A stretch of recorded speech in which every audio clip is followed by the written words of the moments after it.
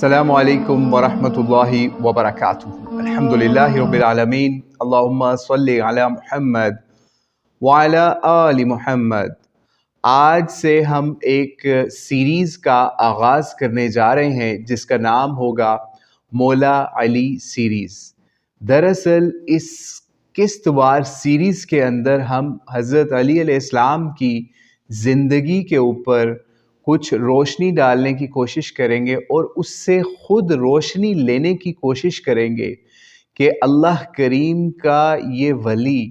اللہ کریم کے نبی صلی اللہ علیہ وآلہ وسلم کے گھر کا یہ فرد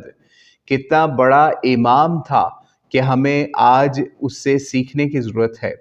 اور ہم ان کی لائف میں، ان کے بچپن، لڑکپن، جوانی، ان کا نکاح، ان کی ازدواجی زندگی، ان کی جنگیں اور نبی علیہ السلام کے ساتھ تعلق اور نبی علیہ السلام کی زندگی کے بعد کی زندگی اور ان کی وفات تک، ان کی شہادت تک کے تمام واقعات کو کوشش کریں گے آہستہ آہستہ 10 سے 15 منٹ کی ایک ایک قسط کے اندر ان کو جمع کریں۔ اور آئیے اس کا آغاز کرتے ہیں۔ جیسا کہ آپ کو معلوم ہوگا کہ رجب کے مہینے میں آپ کی پیدائش کا دن بتایا جاتا ہے، جو کہ یوں بتایا جاتا ہے، مورخین لکھتے ہیں کہ 13 رجب کو آپ کی پیدائش مکہ میں ہوئی۔ اور ایک چیز پر اختلاف ہے کہ آپ کی پیدائش خانہ کعبہ کے اندر، بیت اللہ کے اندر ہوئی یا ان کے گھر پر ہوئی۔ بہرحال یہ تو اختلاف ہے مورخین کا اور محدثین کا، لیکن بہرحال اللہ کریم نے ان کو 13 رجب کو اس دنیا کے اندر بھیجا۔ جب ہم آگے مزید چلتے ہیں، جس وقت آپ کی پیدائش ہوتی ہے تو آپ کے والد نے آپ کا نام علی رکھا۔ علی کا مطلب ہے اونچی شان والا، بہت شرف والا اور بہت بڑائیوں والا۔ اور یہ اللہ کریم کے ناموں میں سے بھی ایک نام ہے، لیکن اللہ کے نام کے ساتھ الف لام لگ کے العلی بنتا ہے یا العلیون بنتا ہے،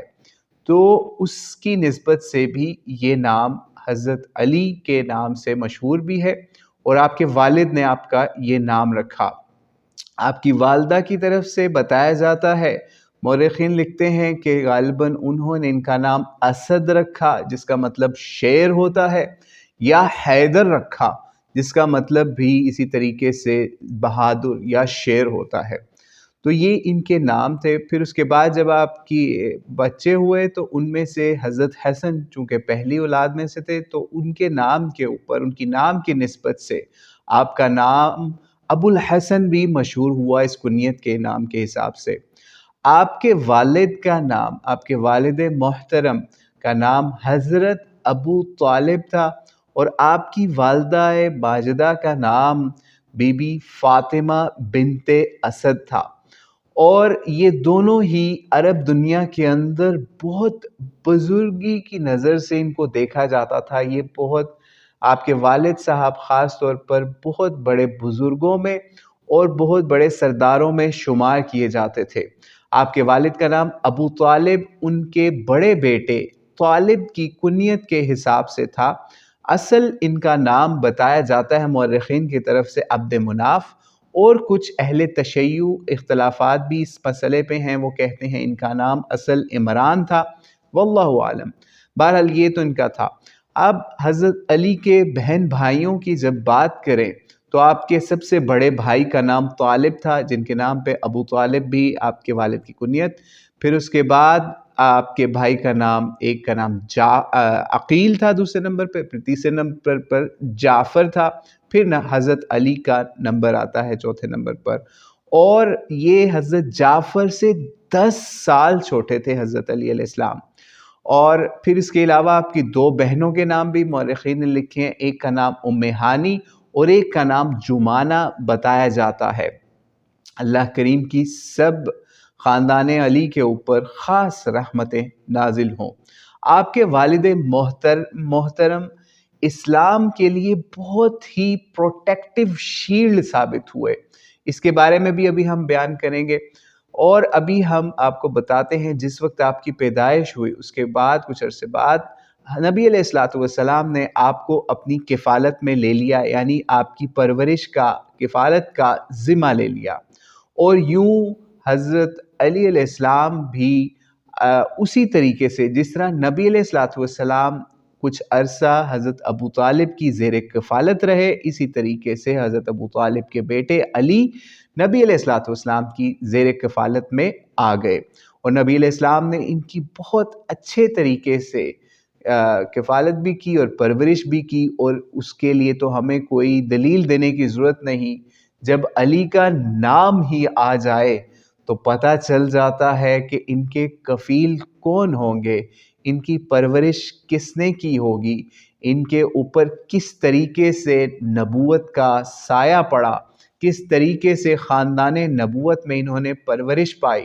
اور ایسے ہی نہیں آپ مسلمانوں کے امام کہلائے جاتے ہیں آج بھی۔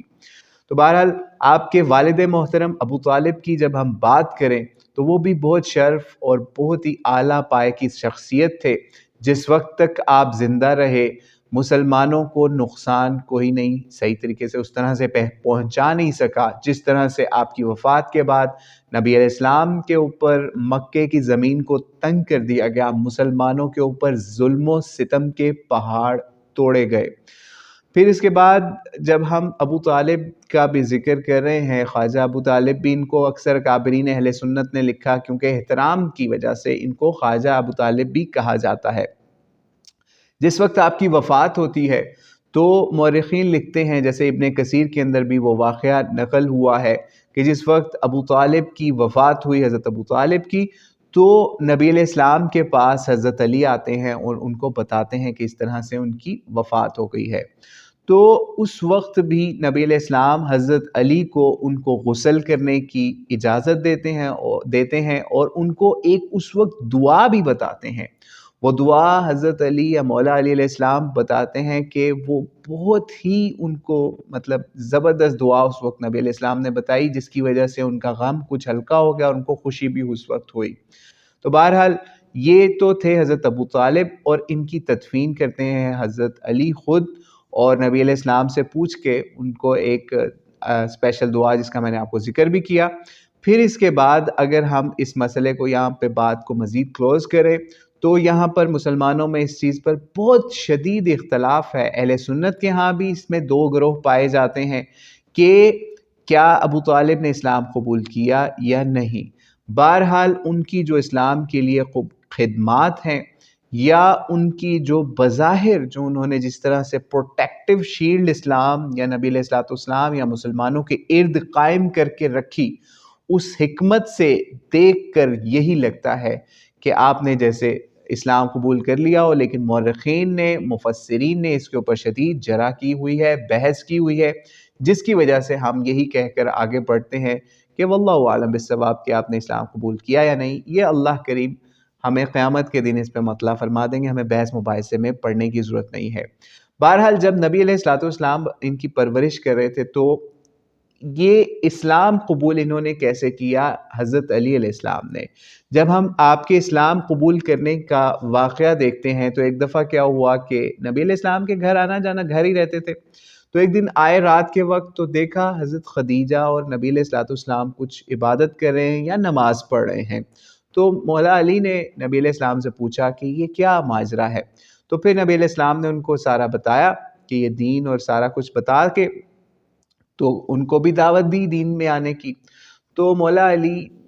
چونکہ اس وقت عمر ہی چھوٹی سی تھی، 10 سال 10-11 سال کیا عمر ہوتی ہے آپ خود سوچیں، تو اس وقت انہوں نے کچھ توقف کیا اور اگلے دن دوبارہ واپس آئے ان کے پاس، اور نبی علیہ السلام نے ان کو اس وقت کہا کہ اگر تم نے نہیں قبول کرنا تو بے شک بعد میں کرو یا جو بھی ہے، لیکن ابھی اس کا ذکر لوگوں سے نہیں کرنا، کیونکہ یہ ابھی صرف چند لوگوں کے درمیان یہ بات تھی۔ تو اگلے دن حضرت علی آئے اور نبی علیہ السلام کے ہاتھ پر اسلام قبول کیا، اور نبی علیہ السلام کے دست و بازو بن کر مکے کے اندر اور اطراف کے اندر دعوت کا خاموشی سے آغاز کر دیا، اور لوگوں کو پکڑ پکڑ کر نبی علیہ السلام کی دعوت کے اوپر لے کے آتے۔ جیسے مورخین نے ایک واقعہ بھی نقل کیا ہے، غالباً محدثین نے بھی اس کو نقل کیا ہوگا، آپ ضرور پڑھیے گا اس کو، لیکن میں آپ کو اس کی طرف بھی روشنی ڈال دوں کہ کس طریقے سے ابو ذر غفاری جیسا شخص رضی اللہ تعالیٰ عنہ بن کے نبی علیہ السلام کے پاس کیسے آتے ہیں۔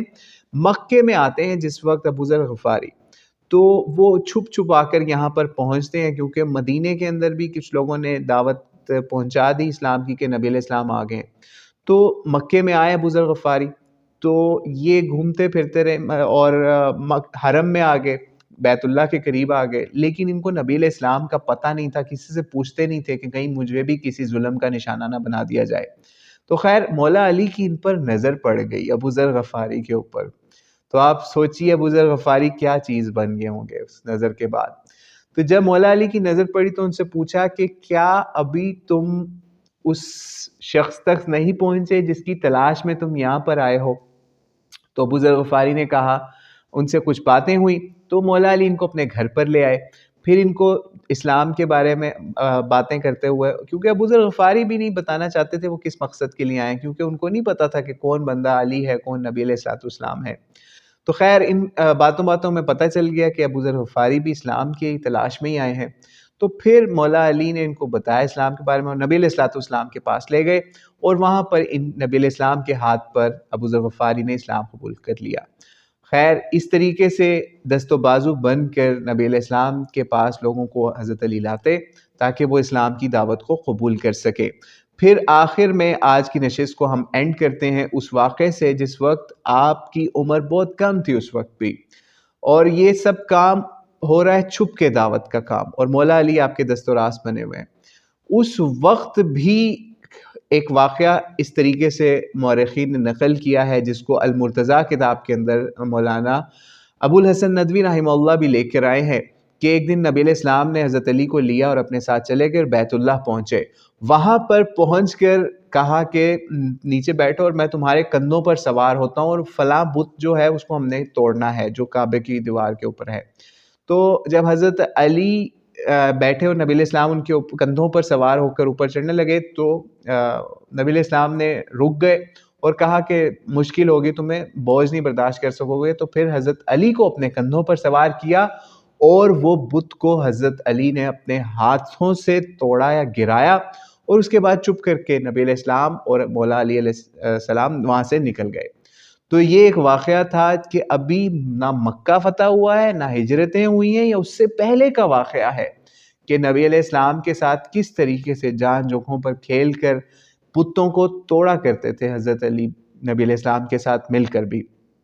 تو بہرحال آج کی نشست کو اس پر ختم کرتے ہیں، اور جاتے جاتے یہ بات بھی بتاتے چلیں کیونکہ یہ پارٹ مس ہو گیا کہ اسلام لانے میں سبقت کرنے والوں میں کچھ لوگوں کے مطابق، مورخین کے مطابق، سب سے پہلے جو اسلام جن لوگوں نے قبول کیا وہ بی بی خدیجہ رضی اللہ تعالیٰ عنہا تھی، پھر اس کے بعد نمبر جو ہے وہ مولا علی علیہ السلام کا آتا ہے، یا پھر جو ورقہ بن نوفل ہیں ان کا آتا ہے۔ بہرحال پھر کچھ لوگوں نے حضرت ابوبکر صدیق کے بارے میں بھی کہا، تو یہ ایک علمی یا تاریخی بحث میں چیزیں پڑ جاتی ہیں، لیکن قرائن یہی بتاتے ہیں، چونکہ سب سے پہلے نماز بھی یہی پڑھ رہے ہیں، لوگوں کو کھینچ کے سب سے پہلے یہی لے کے آ رہے ہیں، تو لگتا یہی ہے جس سے، اور روایات بھی اتنی کثرت سے ملتی ہیں حضرت علی کے لیے، کہ لگتا یہی ہے کہ اسلام لانے میں سبقت لے جانے والوں میں مولا علی علیہ السلام جو ہیں وہ سب سے آگے تھے، بچے بھی تھے، اور آپ یہ سوچیں کہ کیا عمر ہے، 10 سال جب آپ اسلام قبول کرتے ہیں اور نبی علیہ السلام کا دست و بازو بن جاتے ہیں۔ آج آپ 10 سال کے بچے کو دیکھیں تو اس کو تو صحیح طریقے سے چلنا پھرنا، کھانا پینا، یہ معاملات نہیں پتہ، لیکن نبی علیہ السلام کے دست شفقت، آپ کی نبوت کے سائے میں مولا علی کی پرورش ایسی ہوئی کہ آپ شیر خدا بنے، مولا رسول بنے۔ تو آج کی نشست کو اس کے ساتھ ہی برخاست کرتے ہیں، باقی مزید آپ کی زندگی کے اوپر روشنی ڈالیں گے اور اس سے روشنی لیں گے، اسے سیکھیں گے انشاءاللہ نیکسٹ نشست میں۔ تو آج ہمیں اجازت دیجیے، السلام علیکم ورحمۃ اللہ وبرکاتہ۔